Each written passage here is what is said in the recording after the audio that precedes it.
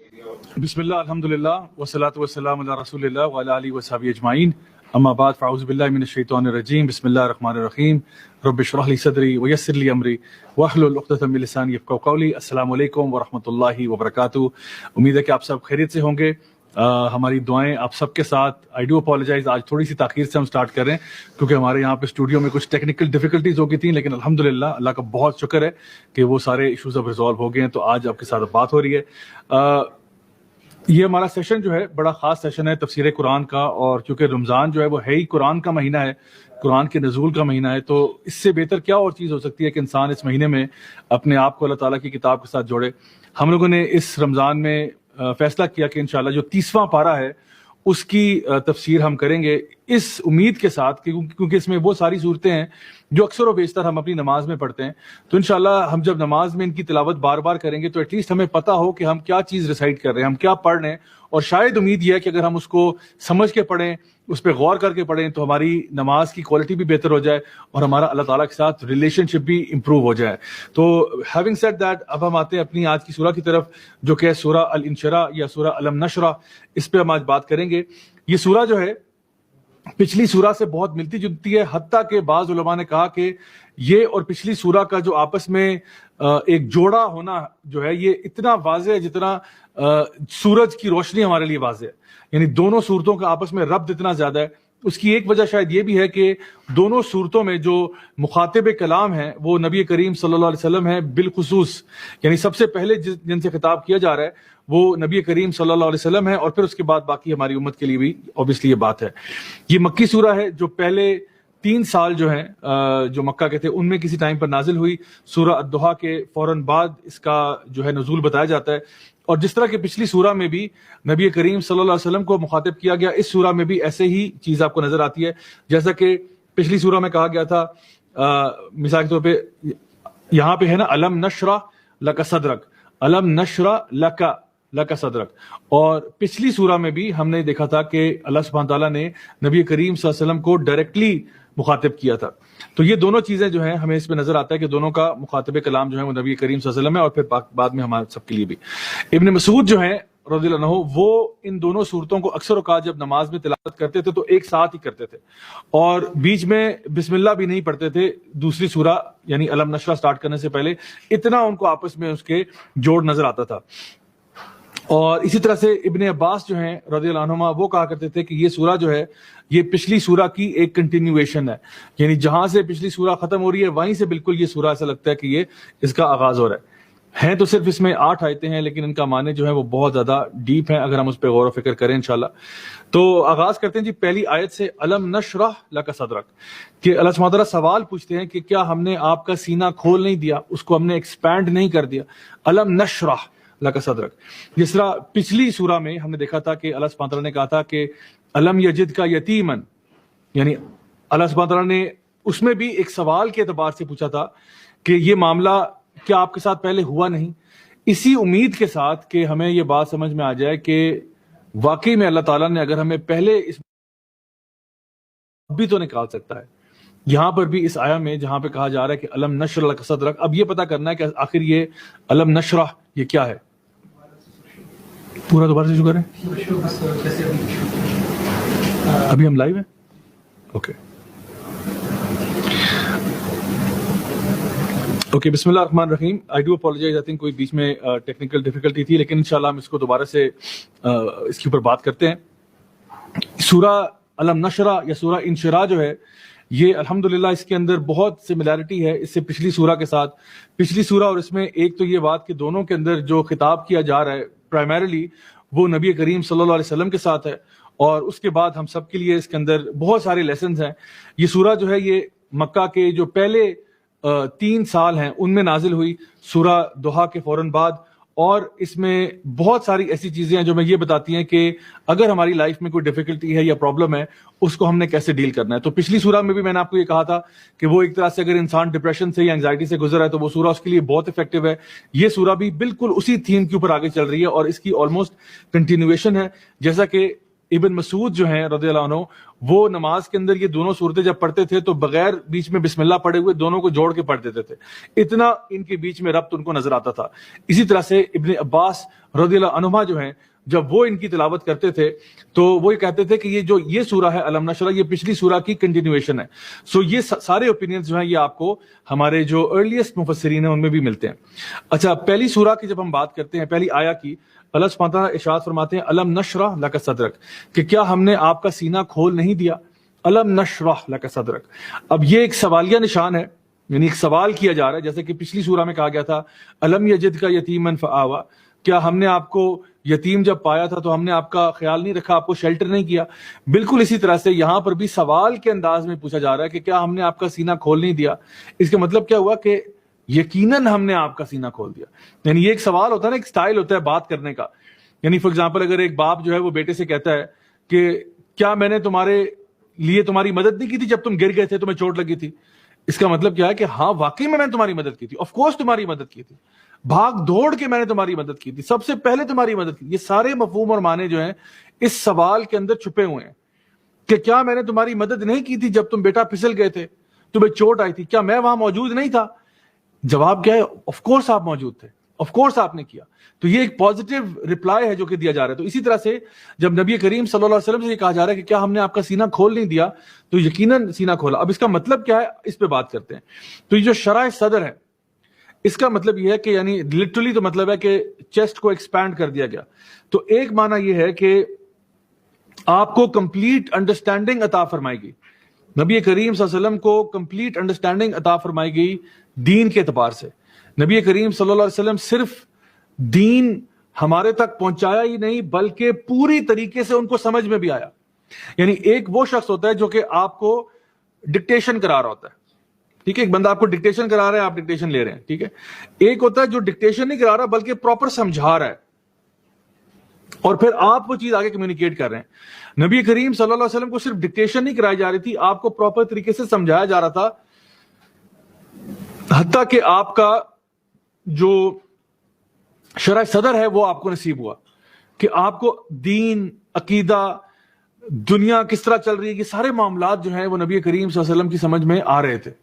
جس طرح کہ پچھلی سورہ میں ذکر کیا گیا وَوَجَدَكَ ضَالًّا فَهَدَىٰ، کہ آپ کو ڈھونڈتا ہوا پایا، آپ تلاش میں تھے اور ہم نے آپ کو ہدایت کا راستہ دکھا دیا۔ تو نبی کریم صلی اللہ علیہ وسلم کو نا پوری بات سمجھ میں آ گئی، اسی لیے وہ پھر بات انہوں نے آگے امت تک بھی پہنچائی۔ اور یہی بات سورہ الانعام سورہ نمبر 6 کی آیت نمبر 125 میں اللہ سبحانہ تعالیٰ ارشاد فرماتے ہیں کہ جس کو اللہ تعالیٰ ہدایت دینا چاہتا ہے اس کے بارے میں فرمایا کہ یشرح صدرہ للاسلام، اللہ تعالیٰ اس کا سینہ اسلام کے لیے کھول دیتا ہے۔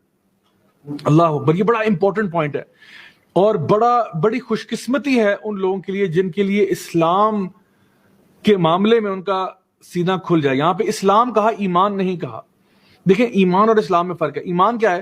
آپ کہتے ہو اللہ ایک ہے، وحدہ لا شریک ہے، میں مانتا ہوں اللہ ایک ہے، میں مانتا ہوں کہ نبی کریم صلی اللہ علیہ وسلم اللہ کے رسول ہیں، میں مانتا ہوں کہ فرشتے بھی ہوتے ہیں، میں مانتا ہوں کہ آخرت کا دن بھی ہوتا ہے، ٹھیک ہے، یہ میں مانتا ہوں، اس میں مجھے شرح صدر ہو گیا کہ میں اللہ کو مانتا ہوں۔ لیکن اسلام پر شرح صدر ہونا کیا مطلب ہوا؟ اس کا مطلب یہ ہوا کہ آپ اسلام کے احکامات کو بھی مان جاتے ہیں، یعنی اللہ کو بھی مان رہے ہیں، اللہ کی بھی مان رہے ہیں، اور اس میں آپ کو کوئی دقت نہیں ہو رہی ہے، اس میں کوئی تکلیف آپ کو نہیں ہو رہی ہے۔ یعنی دیکھیں کئی لوگ ایسے ہوتے ہیں جو ماشاءاللہ دین پر چل رہے ہیں، مثال کے طور پہ ایک لڑکی ہے وہ حجاب کرتی ہے، وہ حجاب کرتی ہے کیونکہ اس کو پتہ ہے اللہ کا حکم ہے، لیکن اس کو جو ہے نا شرح صدر نصیب نہیں ہوا ابھی۔ وہ حجاب تو کرتی ہے لیکن اس کو لگتا ہے کہ ٹھیک ہے اللہ کا حکم ہے میں کرتی ہوں، لیکن مجھے نا ابھی تک مطلب سمجھ نہیں آیا کہ آخر حجاب کیوں، لڑکیوں پہ کیوں اور لڑکوں پہ کیوں نہیں۔ یا ایک بندہ ہے وہ مثال کے طور پہ ربا میں ڈیل نہیں کرتا، وہ انٹرسٹ نہیں لیتا کیونکہ اس کو پتا ہے کہ اللہ تعالیٰ نے سورہ بقرہ میں کہا ہے کہ جو بھی ربا لے گا وہ اللہ اور رسول سے جنگ کر رہا ہے، تو وہ نہیں کرتا۔ لیکن اس کو یہ بات سمجھ میں ابھی تک نہیں آئی ہے کہ آخر ربا کیوں نہیں میں کر سکتا، تو وہ نہیں کر رہا کیونکہ اللہ کا حکم ہے۔ لیکن ابھی تک اس کو شرح صدر نصیب نہیں ہوا کہ وہ کہے کہ الحمدللہ میرا دل بالکل مطمئن ہے اللہ تعالیٰ کے احکامات پر، میرا دل بالکل ریلیکسڈ ہے کہ الحمدللہ ثم الحمدللہ جو حکم اللہ کا ہے نا وہ سب سے بیسٹ ہے۔ یہ ہوتا ہے جب انسان کو شرح صدر نصیب ہوتا ہے، اس کا دل کھل جاتا ہے، وہ ریلیکسڈ ہو جاتا ہے۔ یعنی جب آپ سانس لیتے ہیں ریلیکس ہوتا ہے انسان کا چیسٹ واقعی ایکسپینڈ کرتا ہے. لمبا سا سانس اندر لیتے ہیں نا آپ تو آپ ریلیکس کرتے ہیں نا, تو جب انسان کو شرح صدر ہوتا ہے نا تو وہ سمجھے کہ ایک ڈیپ بریدنگ کی طرح آپ نے سانس لے کے ریلیز کیا, آپ نے کہا بس اب میں ریلیکسڈ ہوں, الحمدللہ میں اسلام کے معاملے میں ریلیکسڈ ہوں. اللہ سبحانہ تعالیٰ فرما رہے ہیں نبی کریم صلی اللہ علیہ وسلم کو سب سے پہلے, الم نشرح لک صدرک, کیا ہم نے آپ کا سینہ کھول نہیں دیا, آپ کو دین سمجھا نہیں دیا, آپ کے ذہن میں جو بھی چیزیں ٹینگل تھی کہ یہ امت کہاں جا رہی ہے, لوگ کہاں جا رہے ہیں, یہ معاشرے کی بربادی کدھر جا رہی ہے, جو ایک فلسفی بھی سوچتا ہے نا, کوئی بندہ فلاسفر ہے, میں نے کل ذکر کیا تھا فلاسفر میں اور پروفٹ میں کیا فرق ہے. فلاسفر جو ہے وہ اپنی منطق اور لاجک اور ریشنلٹی اور یعنی اس کے اندر چلتا جاتا ہے, لیکن ہو سکتا ہے کہ وہ پھر بھی گمراہ ہو جائے کیونکہ اس کے پاس ڈیوائن نالج نہیں ہے. لیکن جب ڈیوائن نالج آ جاتا ہے نا بندے کے پاس, پھر اس کو تو کلیئر کٹ بات پتہ چلتی ہے. تو اللہ سبحانہ تعالیٰ نے نہ صرف نبی کریم صلی اللہ علیہ وسلم تک دین کی بات پہنچائی بلکہ ان کو اس کی کمپلیٹ انڈرسٹینڈنگ بھی عطا فرمائی, حتیٰ کہ ان کا دل مطمئن ہو گیا. یا ایتھا النفس المطمئنہ ارجی الی ربک راضیۃ مرضیہ فادخلی فی عبادی وادخلی جنتی, یہ آلریڈی ہم پڑھ کے آئے ہیں. تو نفس مطمئنہ کیسے بنیں گے, جب آپ اطمینان کی حالت میں الحمدللہ. اور اسی لیے میں آپ کو بتاؤں ایک بڑی خوبصورت ذکر, بڑی خوبصورت دعا نبی کریم صلی اللہ علیہ وسلم نے سکھائی کہ ہم کہتے ہیں کہ رضیت باللہ ربا وبالاسلام دینا وبمحمد صلی اللہ علیہ وسلم نبیا. میں راضی ہوں اللہ میرا رب ہے, میں راضی ہوں اسلام میرا دین ہے, میں راضی ہوں کہ نبی کریم صلی اللہ علیہ وسلم میرے نبی ہیں, میرے رول ماڈل ہیں. جو شخص دن میں یہ 3 دفعہ کہتا ہے, صبح کے ٹائم 3 دفعہ شام کے ٹائم, تو اللہ تعالیٰ یعنی حدیث میں آتا ہے اللہ تعالیٰ اس کو راضی کر دے گا. جس نے یہ کہا نا کہ میں اللہ سے راضی ہوں, اللہ اس کو راضی کر دے گا. جو اللہ سے راضی ہے, دل سے راضی ہے, اوپر سے نہیں کہ ہاں جی میں تو اللہ سے راضی ہوں, لیکن اندر سے آپ ہر وقت یعنی کرب کرتے رہتے ہیں, آپ وائن کرتے رہتے ہیں. ٹھیک ہے, انسان ہر وقت جو ہے نا ایک اریٹیشن کی سٹیٹ میں رہتا ہے, کہتے ہیں ہاں میں اللہ سے بہت راضی ہوں, لیکن ہے نہیں وہ. اللہ معاف کرے, مجھے ایک صاحب کا واقعہ پتا چلا, ہماری مسجد میں آتے تھے, ان کا کوئی نقصان ہو گیا فائنینشیل. اب دیکھیں یہ میرے خیال ہے کم از کم نہیں تو 15-20 سال سے تو وہ مسجد میں نماز پڑھ رہے ہیں. اب ذرا غور سے سنیے گا بات, مسجد کے نمازی ہیں, 15-20 سال سے نماز پڑھ رہے ہیں. ان کا کیا ہوا, فائنینشیل لاس ہوا, ان کو بڑا برا لاس ہوا. ایک ان کا پہلے انہوں نے کوئی یہ گائے بھینسوں کو نا انہوں نے کئی فارم بنایا, اس میں وہ رکھا, وہ کسی نے ان کی جو ہے نا گائے بھینسوں کے ساتھ کوئی معاملہ کیا, کوئی ان کو انجیکشن وغیرہ لگا دیا, وہ مر گئی ساری. اس کے بعد انہوں نے ایگریکلچر میں انویسٹ کیا, کوئی پلاٹ لیا جہاں پہ انہوں نے کوئی کھیتی باڑی کا کام شروع کیا, وہ بھی کوئی ایسا ہوا اس سال بارشیں کم ہوئی یا کیا ہوا, فصل ان کی تباہ ہو گئی. پھر ان کا کوئی ایک پراپرٹی پہ انہوں نے کہیں پیسے ڈالے ہوئے تھے, وہ بھی لاس ہو گیا. تو ان کا وہ سال بڑا ٹف گزرا. یہ بندہ کون ہے, یہ 15-20 سال کا نمازی ہے, کنٹینیوسلی آ رہے ہیں, بڑے ماشاءاللہ بزرگ آدمی تھے. انہوں نے جا کے ہماری مسجد کے ساتھی کو کہا کہ اللہ سے وہ اتنے ناراض تھے, کہتے ہیں نعوذ باللہ ثم نعوذ باللہ, میں ڈرتا ہوں, کہتے ہیں انہوں نے کہا کہ اللہ کو میں ہی ملا تھا یہ کرنے کے لیے. یعنی ایک بندہ جو نماز پڑھتا ہے, ایک بندہ جو اللہ کی عبادت کرتا ہے, وہ اللہ کے بارے میں اتنا بدگمان ہوا ہے. کیوں اللہ تعالیٰ نے تھوڑا سا تمہیں رزق میں ٹیسٹ کر لیا, اتنی بدگمانی. تو شرح صدر کیا ہوتا ہے کہ جب انسان کہتا ہے کہ میں راضی ہوں اللہ سے, میری لائف میں کوئی ڈیفیکلٹی بھی آ رہی ہے نا, میں خدا کی قسم اللہ سے راضی ہوں, کیونکہ مجھے پتا ہے کہ اس ڈیفیکلٹی میں بھی میرے لیے خیر ہے. میری لائف میں ڈیفیکلٹی ہے لیکن مجھے پتا ہے کہ اس ڈیفیکلٹی میں بھی میرے لیے خیر ہے. کاش کہ میں آپ کو یہ سمجھا سکوں یہ چیز کیا ہوتا ہے, کاش میں آپ کو یہ فلسفہ سمجھا سکوں دین اسلام کا, کہ جب انسان اللہ سے راضی ہوتا ہے اس کا کیا مطلب ہوتا ہے. موسیٰ اور خضر علیہ السلام کا واقعہ آپ کو یاد ہوگا, سورۃ الکہف میں ہم پڑھتے ہیں. خضر علیہ السلام نے کئی ایسی چیزیں کی جو موسیٰ علیہ السلام کی بھی سمجھ میں نہیں آئی, اور خضر علیہ السلام نے پہلے سے کہہ دیا تھا کہ موسیٰ آپ میرے ساتھ صبر نہیں کر پائیں گے. لیکن بار بار خضر علیہ السلام کچھ کر رہے ہیں, اللہ تعالیٰ کے احکامات کے مطابق کچھ چیز کر رہے ہیں. اور جو لیسن ہمیں ملتا ہے, میرے پاس ٹائم نہیں کہ میں آپ کو پورا واقعہ سناؤں اور ہر چیز بتاؤں, لیکن آپ میں سے جو لوگ اس کو جانتے ہیں, اس پورے واقعے کے اندر یہ بات سمجھ میں آئی کہ خضر علیہ السلام بھی اللہ کی طرف سے کچھ احکامات کو کر رہے تھے جو کہ عام بندے کی سمجھ میں بھی نہیں آئے گا. حالانکہ وہ نبی یعنی موسیٰ علیہ السلام اللہ کے نبی ہیں, لیکن وہ تو ظاہری بات ہے امر بالمعروف کریں گے, نہیں منکر کریں گے, جہاں ان کو برائی نظر آئے گی وہ روکیں گے. تو انہوں نے 3 جگہ پر خضر علیہ السلام کو ٹوکا کہ یہ آپ کیا کر رہے ہیں. کہیں پہ خضر علیہ السلام نے کشتی کو توڑ دیا, کہیں پہ انہوں نے ایک دیوار بنانا شروع کر دی, کہیں پہ انہوں نے ایک بچے کو قتل کر دیا. تو موسیٰ علیہ السلام بہت پریشان ہوئے, یہ آپ کیا کر رہے ہیں. تو خضر علیہ السلام نے بتایا کہ میں نے آپ کو پہلے ہی کہا تھا آپ میرے ساتھ صبر نہیں کر پائیں گے. یعنی اس کا مطلب یہ ہے کہ لائف میں کچھ ایسی چیزیں ہوں گی جو کہ آپ کو سمجھ میں نہیں آئیں گی, لیکن آپ نے اللہ کو ٹرسٹ کرنا ہے کیونکہ اس میں سے خیر نکلے گی. اور خضر علیہ السلام نے وہ خیر بتائی کہ کشتی اس لیے توڑی تھی کیونکہ ایک ظالم بندہ تھا بادشاہ یہاں کا، وہ ساری کشتیاں ہڑپ کر رہے تو ٹوٹی ہوئی کشتیاں جانے دیتے، اس لیے توڑی تھی. بچہ اس لیے قتل کیا تھا کیونکہ تمہیں کیا پتا تھا کہ یہ بچہ بڑا ہو کہ اس نے کتنا عذاب کرنا تھا اپنے پیرنٹس کے لیے اور کتنا فسادی بنتا یہ پورے معاشرے کے لیے.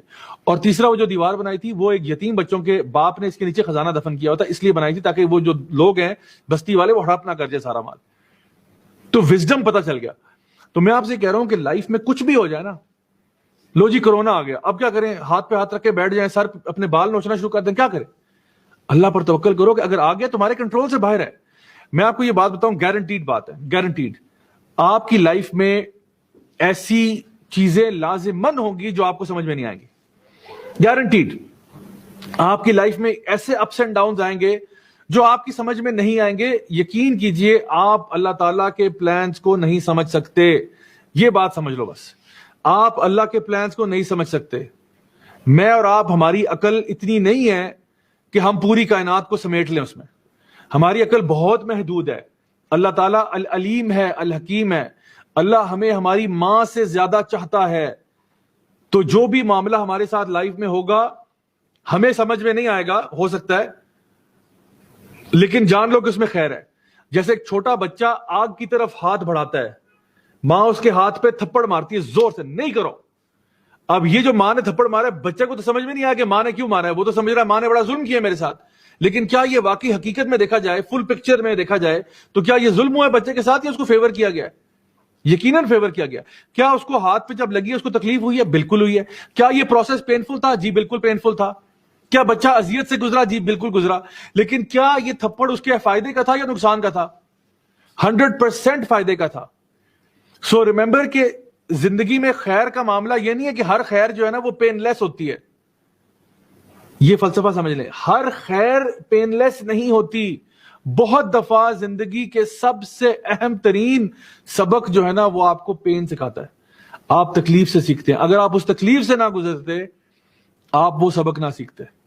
تو جب آپ کہتے ہیں کہ رضیت باللہ ربا، میں راضی ہوں اپنے اللہ سے جو میرا رب ہے، وبالاسلامی دینا، میں اسلام سے راضی ہوں، میرا دین ہے، اسلام میں جو بھی احکامات ہیں وہ مجھے سمجھ میں آئیں یا مجھے سمجھ میں نہ آئیں، میں راضی ہوں ان سارے احکامات سے. بچوں کو کہا جا رہا ہے وبالوالدین احسانا، ماں باپ سے احسان کرو. اب بچے کو سمجھ نہ آئے وہ اور بات ہے، سب کرنا اس نے پھر بھی ہے. نماز آپ کو سمجھ میں آئے یا نہ آئے آپ نے کرنی ہے. جو بھی احکامات ہیں دین کے، جو بھی احکامات، اگر آپ کو اللہ کی راہ میں نکلنا پڑتا ہے آپ کو نکلنا پڑے گا. دا پوائنٹ از ہمیں یہ انڈرسٹینڈ کرنا ہے کہ اسلام جو ہے نا وہ میرا دین ہے، میرا وے آف لائف ہے، اور میں اسلام سے راضی ہوں، اور میں نبی کریم صلی اللہ علیہ وسلم سے بھی راضی ہوں، میرے نبی اور رسول ہیں. تو یہ وہ شرح صدر ہے جو ایک انسان کو ملتی ہے. دیکھو دو بندے کام کر رہے ہیں، ایک بندہ کر رہا ہے جو شرح صدر کے ساتھ کر رہا ہے، ایک بغیر شرح صدر کے کر رہا ہے. کام دونوں کر رہے ہیں. یہ بھی نماز پڑھ رہا ہے، یہ بھی پڑھ رہا ہے. یہ جو ہے نا مکمل اطمینان سے پڑھ رہا ہے، نفس مطمئنہ بن چکا ہے. یہ پڑھ رہا ہے تکلیف کے ساتھ، پڑھ یہ بھی رہا ہے لیکن اپنے آپ کو گھسیٹ کے ہم خواہش کرتے ہیں کہ ہمارا بھی اللہ تعالیٰ ہمیں بھی رب اشرح لی صدری ویسر لی امری واحلل عقدۃ من لسانی یفقهوا قولی، اللہ ہمارے لیے بھی جو ہے نا وہ شرح صدر والا معاملہ کر.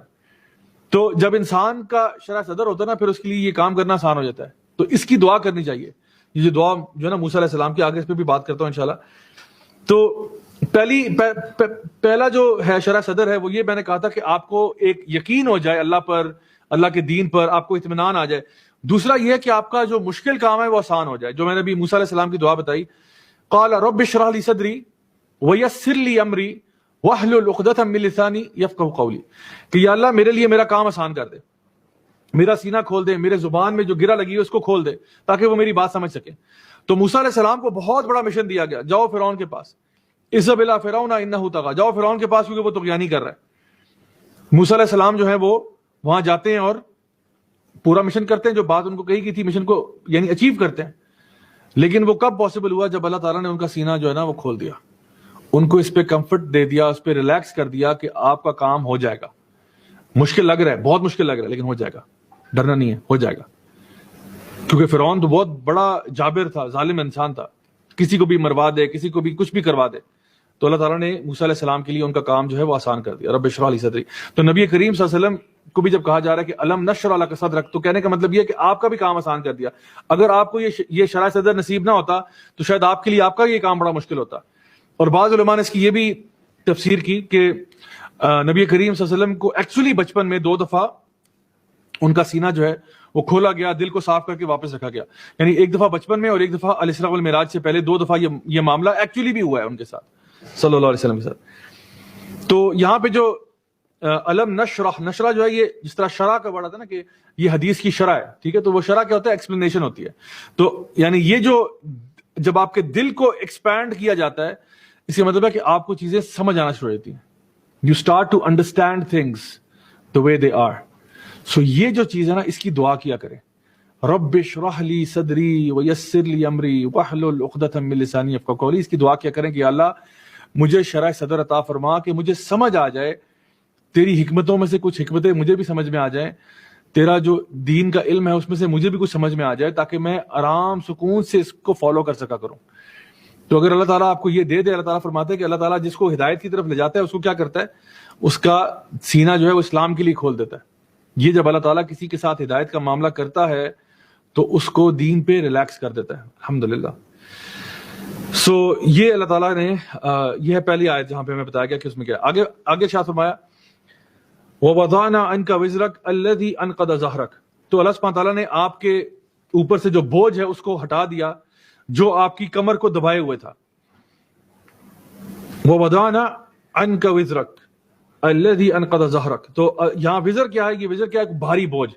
حمل نہیں کہا کیونکہ حمل جو ہے ہلکا بوجھ ہوتا ہے، ایسا بوجھ جو کہ انسان برداشت کر سکتا ہے. جس طرح حاملہ عورت ہوتی ہے نا، اس نے بھی ایک بوجھ پکڑا ہوتا ہے، بوجھ لے کے چل رہی ہوتی ہے. تو اسی طرح سے وہ ایک ایسا پروسیس ہے جو کہ آپ کر سکتے ہیں، آپ اٹھا سکتے ہیں. یہ ایسا بوجھ ہے حمل جو ہے. وزر جو ہے ایسا بوجھ ہے جو بہت بہت زیادہ بھاری ہے، اٹھانا بہت مشکل ہے. تو نبی کریم صلی اللہ علیہ وسلم کو یہ کہا جا رہا ہے کہ آپ کی جو پریشانیاں ہیں ان کو ہم دور کریں گے، کہ آپ کو ہم نے نہ صرف آپ کا سینہ جو ہے اس کو ایکسپینڈ کیا بلکہ آپ کی پریشانیوں کو دور کیا، آپ کے اوپر جو ہیوی بوجھ تھا اس کو اتارا. ٹھیک ہے، یہ کون سا بوجھ تھا؟ بوجھ یہ تھا کہ لوگوں کی اصلاح کیسے کی جائے، توحید کی بات کیسے بتائی جائے، آخرت کی فکر لوگوں میں کیسے ڈالی جائے. رسالت کا بہت بڑا بوجھ تھا آپ کے اوپر کہ آپ کے اوپر ایک مشن ہے نا بہت بڑا. تو یہ جو بڑا مشن ہے اس کو کیسے آپ فلفل کر سکتے ہیں. آگے اللہ تعالیٰ نے قرآن مجید کو سورہ مزمل کی آیت نمبر 5 میں قرآن مجید کی آیات کو کہا قولا ثقیلا. یہ خود قرآن مجید بڑی بھاری چیز ہے، کوئی ہلکی چیز نہیں ہے. یہ بھی آپ کے اوپر ایک چیز ہے کہ آپ نے اس کو یاد کرنا ہے، آپ نے اس کو لوگوں تک پہنچانا ہے. یہ پہاڑ پہ نازل ہوتی، پہاڑ پھٹ جاتے، لیکن یہ نبی کریم صلی اللہ علیہ وسلم کے دل پر نازل ہوئی. تو آپ خود سوچیں کتنا بڑا بوجھ ہے جو آپ کے اوپر تھا، اور آپ کو یہ پتا تھا کہ میرے پاس لمیٹڈ ٹائم ہے. اس لمیٹڈ ٹائم میں نے یہ میسج جو ہے یہ دنیا کے چاروں کونوں تک پہنچانا ہے کسی طریقے سے. ایسے کوئی لوگ تیار کرنے ہیں جو یہ میسج پہنچا سکیں.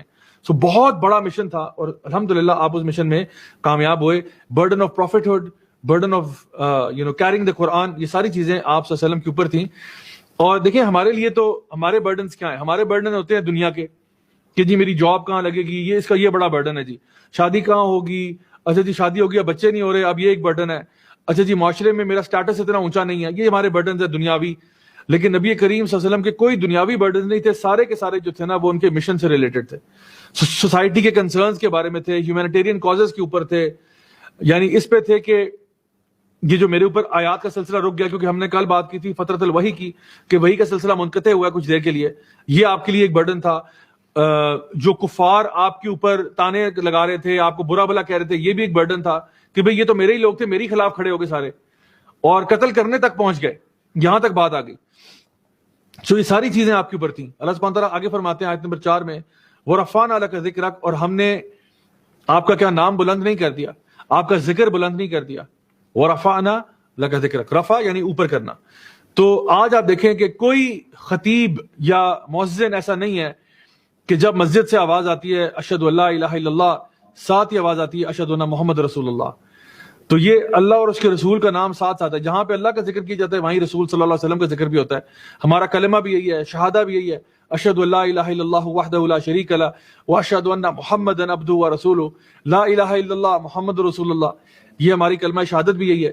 سو یہ ساری چیزیں جو ہیں بتاتی ہیں کہ پوری دنیا میں جہاں جہاں اذان ہوتی ہے اور ہر وقت ہی ہو رہی ہوتی ہے، ہر وقت ہی ہو رہی ہوتی ہے، تو مستقل طور پر نبی کریم صلی اللہ علیہ وسلم کو یاد کیا جا رہا ہے. لوگ ان پہ درود و سلام بھیج رہے ہیں.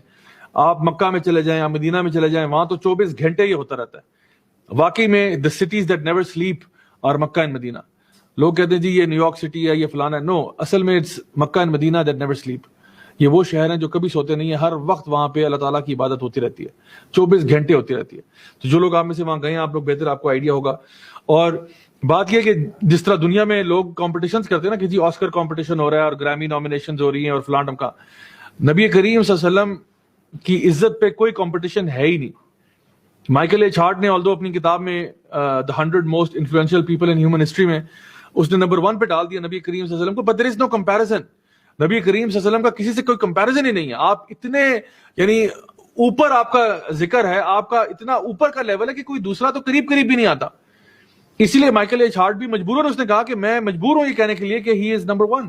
دا most influential person in human history is none other than the messenger of Allah صلی اللہ علیہ وسلم. تو نان مسلم بھی مجبور ہے یہ بات کہنے پہ. تو ہمارے لیے یہ میرا خیال ہے بہت ہی بڑی بات ہے کہ ہمارے پیارے نبی صلی اللہ علیہ وسلم، جن کے دشمن ان کو کہا کرتے تھے کہ بطرہ محمد، کہ آپ کی جو لینیج ہے نا وہ کٹ جائے گی کیونکہ آپ کے بیٹوں کی ڈیتھ ہو گئی، تو کہا کہ اب آپ کا نام لینے والا کوئی نہیں ہوگا. آج ان دشمنوں کا نام لینے والا کوئی نہیں ہے، لیکن نبی کریم صلی اللہ علیہ وسلم کی امت جو ہے وہ الحمدللہ بڑھتی سے بڑھتی چلی جا رہی ہے. سو اللہ تعالیٰ نے ان کا ذکر جو ہے وہ ہماری زبانوں میں بھی ڈال دیا، ہمارے دلوں میں بھی ڈال دیا. لوگوں نے، آپ کو پتا ہے کہ محمد جو ہے یہ نام سب سے کامن نیم ہے پوری دنیا میں. سب سے کامن نام جو پوری دنیا کا ہے وہ محمد ہے. لوگ آج بھی اپنے بچوں کا نام محمد رکھتے ہیں اس نسبت کے ساتھ کہ وہ نبی کریم صلی اللہ علیہ وسلم کی امتی ہیں. اور یہ ساری چیزیں جو ہیں اللہ تعالیٰ نے اپنے پیارے حبیب صلی اللہ علیہ وسلم کے لیے ایز اے فیور ان کو دی. اور اللہ تعالیٰ بتا رہے ہیں کہ ہم نے کیا آپ کے لیے ایسا نہیں کیا، کیا آپ کے لیے ایسا نہیں کیا، کیا آپ کا ذکر بلند نہیں کر دیا. الحمدللہ. اور اللہ تعالیٰ فرماتے ہیں قرآن مجید میں سورہ الاحزاب کی آیت نمبر 56 میں، ان اللہ وملائکتہ یصلون علی النبی یا ایھا الذین آمنوا صلوا علیہ وسلموا تسلیما، کہ یقیناً اللہ تعالیٰ اور اللہ کے فرشتے جو ہیں وہ نبی کریم صلی اللہ علیہ وسلم پر درود و سلام بھیجتے ہیں. تو اے ایمان والو تم بھی نبی کریم صلی اللہ علیہ وسلم پر درود و سلام بھیجا کرو.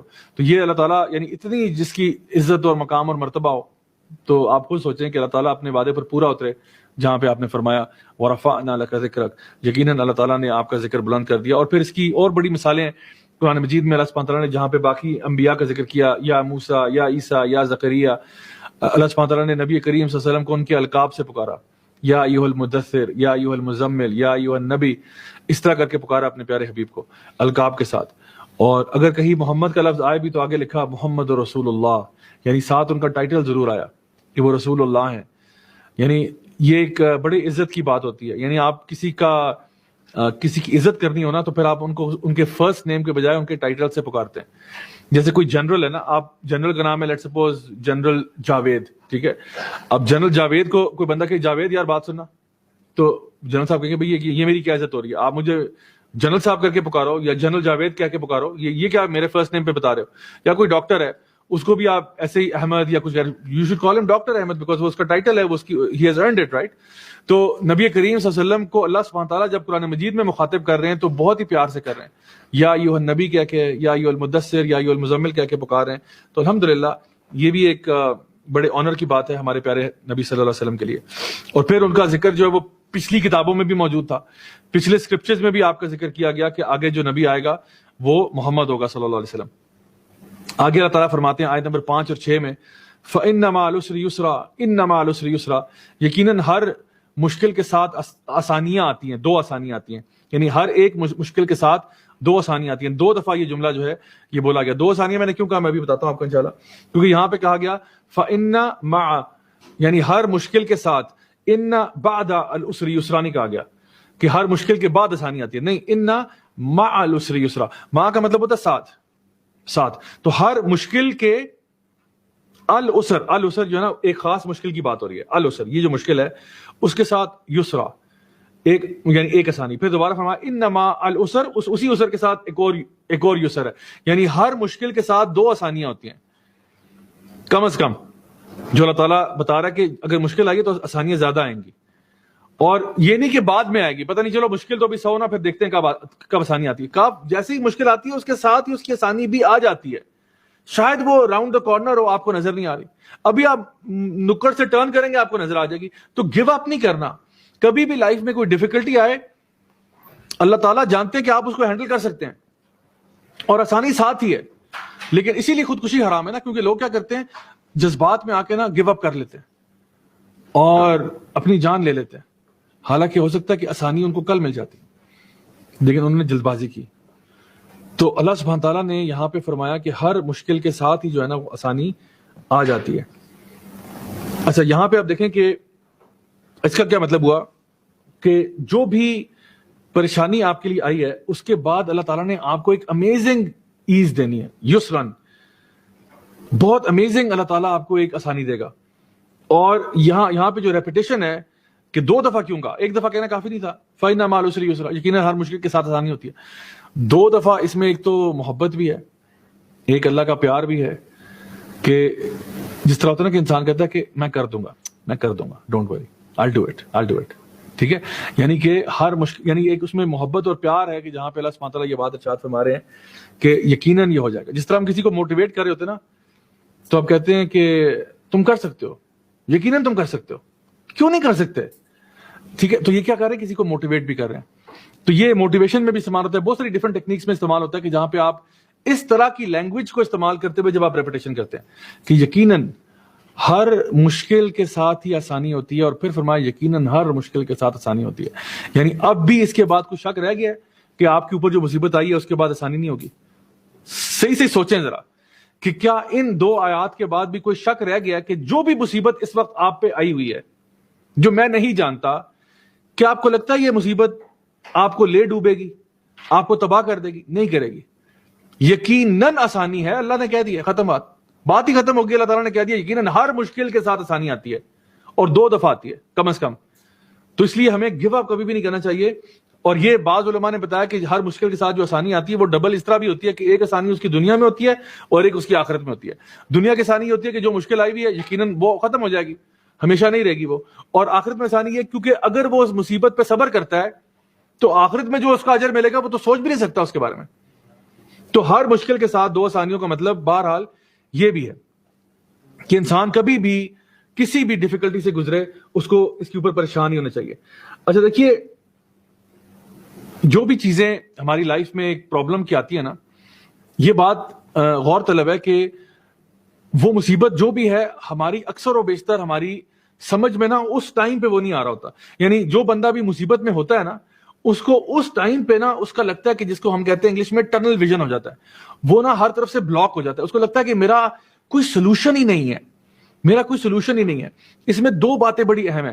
ایک تو یہ کہ سولوشن ہے، آپ کو لگ رہا ہے اپنی کم ذہن کے ساتھ، اپنی کم علمی کی وجہ سے آپ کو لگ رہا ہے کہ سولوشن نہیں ہے، لیکن خدا کی قسم سولوشن ہے. سو ڈونٹ ٹیل می کہ میں ایسی مصیبت میں ہوں جہاں سے کوئی راستہ باہر نہیں ہے. یہ جھوٹ ہے. ہر مصیبت سے باہر راستہ ہے. اللہ نے کہہ دیا، اللہ کی بات حق اور سچ ہے. ٹھیک ہے، تو پہلی بات یہ. دوسری بات اس میں بڑی اہم جو ہے وہ یہ ہے کہ جب آپ کسی ڈیفیکلٹی میں ہوتے ہیں اور آپ کو لگتا ہے کہ میرے ارد گرد سارے دروازے بند ہو چکے ہیں اور آپ کو وہ پرابلم سمجھ میں نہیں آ رہا ہوتا، یہ بات جان لیں کہ اللہ سبحانہ تعالیٰ کے جو پلانز ہیں نا وہ اللہ کو ہی پتا ہوتے ہیں. اللہ آپ کو کیسے یہاں سے باہر نکالے گا وہ اللہ کو پتا ہے. اچھا، یہ جو پرابلم جس میں سے آپ گزرے ہیں، اس پرابلم سے آپ کیا لیسن سیکھیں گے وہ اللہ کو پتا ہے. سو ڈونٹ جج دا وزڈم آف اللہ، اور اللہ تعالیٰ کی تقدیر کو بھی جج نہیں کرنا چاہیے. دیکھیے، اگر مثال کے طور پہ میرے لائف میں ایک پرابلم ہے جو کسی اور کی لائف میں نہیں ہے، کسی اور کی لائف میں کوئی اور پرابلم ہے وہ میری لائف میں نہیں ہے، اللہ کو پتا ہے کہ جو پرابلم میری لائف میں نا وہ میں ہینڈل کر سکتا ہوں، جو اس کی لائف میں وہ ہینڈل کر سکتا ہے. اس کا پرابلم اگر مجھے ملتا شاید مجھ سے ہینڈل نہ ہوتا، اور میرا پرابلم اگر اس کو ملتا شاید اس سے وہ ہینڈل نہ ہوتا. میں اکثر اوقات یہاں پہ اسلام آباد سے قریب ہی نا ایک زمانے میں یہاں پہ ایک کچی بستی ہوا کرتی تھی. وہاں پہ بہت ہی بیچارے جو غریب غربا رہا کرتے تھے، وہ انہوں نے لینڈ آکوپائی کیا ہوا تھا، پھر وہاں سے ان کو نکالا، ریلوکیٹ کیا کہیں. تو میں دیکھتا تھا کہ گرمیوں کے مہینے میں نا تپتی دھوپ میں یہ بچے ننگے پاؤں چل رہے ہیں، اور میں دیکھتا تھا کہ یا اللہ، میں گاڑی میں بیٹھا ہوا، اے سی بھی آن ہے پھر بھی پسینے چھوٹ رہے ہیں، یہ بیچارے بچے کیسے سروائیو کرتے ہوں گے، اس گرمی کو کیسے برداشت کرتے ہوں گے. لیکن وہ بچے گرمی میں بھاگ رہے ہیں، کھیل رہے ہیں، مسکرا رہے ہیں، اور میں دیکھتا تھا کہ کیسے کر لیتے ہوں گے. لیکن پھر میں نے جب غور کیا، میں نے کہا شاید ہو سکتا ہے کہ جو میرے پرابلمز ہیں وہ شاید ان کے لیے ہینڈل کرنا مشکل ہو. میرے پرابلمز یہ ہیں کہ مجھے اس دین کی بات لوگوں تک پہنچانی پڑتی ہے، مختلف جگہوں پہ جانا پڑتا ہے، ڈفرنٹ لوگوں کے ساتھ انٹریکٹ کرنا پڑتا ہے. ہر دفعہ یہ ضروری نہیں ہے کہ لوگ خوشی ہوں آپ کی بات سے. کئی دفعہ لوگ جو ہیں جو تھوڑا سا اسلام سے اتنی رغبت ان کی نہیں ہوتی ہے، یا وہ اسلام کو ہولسٹکلی اپلائی نہیں کرنا چاہتے، وہ آپ سے بحث شروع کر دیتے ہیں، آپ سے الجھ پڑتے ہیں، طرح طرح کی باتیں کہتے ہیں، آپ کو برا بھلا بھی کہتے ہیں، تو بہت ساری چیزیں ہوتی ہیں. اسی طرح سے آپ نے اپنی فیملی کو مینٹین کرنا ہوتا ہے، آپ نے اپنے آفس کو دیکھنا ہوتا ہے، آپ کے ہزاروں ڈفرنٹ کام ہوتے ہیں جو کرنے والے ہوتے ہیں، اور آپ کو پتا ہے کہ چلو میرے پہ جو چیز آئی بھی میں کر لوں گا ہینڈل. آپ کے فیملی کے ایشوز ہو سکتے ہیں، you're dealing with your own problems. ہر بندہ اپنا ڈیل کر رہا ہے. سو جو بھی آپ کو چیز ملی ہے نا، جان لو کہ وہ آپ کے لیے ٹھیک ہے. وہ انگلش میں کہتے ہیں نا whatever doesn't kill you only makes you stronger. جو چیز بھی آپ کو ختم نہیں کرتی نا، یقیناً وہ آپ کو طاقتور ضرور بنا دیتی ہے. تو ہمیں کم از کم یہ بات جو ہے دل میں بٹھا لینی چاہیے کہ جو مصیبت میرے پہ آئی ہے نا، یہ میرے فائدے کے لیے ہے. اس میں کوئی نہ کوئی خیر کا پہلو ضرور ضرور ضرور نکلے گا. مجھے ابھی سمجھ میں نہیں آ رہا، لیکن سمجھ آ جائے گا، یقیناً سمجھ میں آ جائے گا. سو اللہ تعالیٰ فرماتے ہیں فَإِنَّ مَعَ الْعُسْرِ يُسْرًا إِنَّ مَعَ الْعُسْرِ يُسْرًا. آگے فرمایا فَإِذَا فَرَغْتَ فَانْصَبْ. تو جب تم سارے کام سے فارغ ہو جاؤ، یعنی پھر کیا کرو، اللہ کی طرف اپنے آپ کو فنصب، یعنی اپنے آپ کو فکس کر لو. فنصب کا مطلب ہوتا ہے کہیں پہ اپنے آپ کو نا گاڑ لینا، یا کسی چیز کے پیچھے اپنے آپ کو تھکا دینا، یعنی اس پہ لگ جاؤ. تو اللہ سبحانہ تعالیٰ یہاں فرما رہے ہیں کہ جب بھی یعنی انسان محنت کر کے تھک جاتا ہے نا، تو اس کے بعد اللہ کی طرف رجوع کرے. فَإِذَا فَرَغْتَ فَانْصَبْ. جب انسان کام کر لیتا ہے، ہمیں لگتا ہے کہ جی ہم نے اگر دعوت کا کام کر رہے ہیں تو اس کے بعد کچھ نہیں ہے. اگلی آیت میں اللہ تعالیٰ یہ بات ارشاد فرماتے ہیں وَإِلَىٰ رَبِّكَ فَارْغَب. اور پھر اللہ تعالیٰ کے لیے اپنی ساری نیتوں کو اور امیدوں کو کر دو. یعنی یہ دونوں آیتیں جو ہیں فَإِذَا فَرَغْتَ فَانْصَبْ وَإِلَىٰ رَبِّكَ فَارْغَب، کہا جا رہا ہے کہ جب انسان اپنی کام سے فارغ ہو جائے نا، تو پھر کیا کرے، اللہ کی طرف رجوع کر لے. یعنی یہ میں آپ کو بتاؤں کہ دو ایسپیکٹس ہیں ہماری لائف کے، خاص طور پہ وہ لوگ جو کہ دین کے ساتھ منسلک ہیں، دین کی دعوت و تبلیغ کے ساتھ منسلک ہیں. دیکھیں آپ کے لیے خاص طور پر اور میرے لیے یہ بڑی سب سے پہلے ایڈوائس ہے، باقیوں کے لیے بعد میں. جب آپ اپنے کام سے فارغ ہو جائیں، کام کیا ہے، دعوت، دین کی دعوت. آپ نے ایک لیکچر ریکارڈ کیا، یا لیکچر کو شیئر کیا، یا لیکچر کو پوسٹ کیا، یا آپ نے نوٹس بنائے، یا کچھ بھی آپ نے کیا، وہ آپ نے لوگوں سے شیئر کیے. آپ سوشل میڈیا پہ بڑے ایکٹیو ہیں ماشاءاللہ، آپ لوگوں کے ساتھ شیئر کرتے ہیں، آپ مختلف چیزیں فارورڈ کرتے ہیں. اچھی بات ہے، بہت اچھی بات ہے، کرنا چاہیے، بیکاز خیر کی بات پھیلا رہے ہیں. لیکن لیکن لیکن لیکن اپنے آپ کو نہیں بھولنا. فَإِذَا فَرَغْتَ فَانْصَبْ وَإِلَىٰ رَبِّكَ فَارْغَب. جب ان کاموں سے فارغ ہو جانا، پھر اکیلے اللہ کی طرف رجوع کر لو. یعنی ایک ہوتا ہے ہمارا collective time with everyone else, سب کے ساتھ دعوت ہو رہی ہے، سب کے ساتھ میٹنگز ہو رہی ہیں، دین کے لیے کوئی چیریٹی کام کر رہے ہیں، ہم فنڈ ریزنگ کر رہے ہیں، ہم پیسے اکٹھے کر رہے ہیں، غریبوں کو کھانا کھلا رہے ہیں، بہت سارے کام کر رہے ہیں. اچھی بات ہے، کرنا چاہیے. یا چلو اس کو چھوڑ کے آپ آفس سے کام کر لیں، چلیں آپ آفس میں کام کر رہے ہیں، آپ یونیورسٹی کی پڑھائی کر رہے ہیں، آپ محنت کر رہے ہیں، آپ کوئی بڑا آدمی بننا چاہتے ہیں، آپ دین کی خدمت کرنا چاہتے ہیں، آپ لوگوں کے لیے بینیفیشل بننا چاہتے ہیں، ٹنز آف آبجیکٹیوز ہیں آپ کے پاس. اچھی بات ہے، کرنا چاہیے. لیکن اس کے ساتھ ایک اور ڈفرنٹ پہلو ہے، وہ یہ ہے کہ اپنا الون ٹائم اللہ کے ساتھ بھی گزارنا سیکھو. جسٹ بیکاز آپ دعوت کی فیلڈ میں انوالو ہیں یا کسی اور خیر کے کام میں آپ ملوث ہیں، اس کا یہ مطلب نہیں ہے کہ آپ اللہ کے ساتھ اپنا ٹائم نہ گزاریں.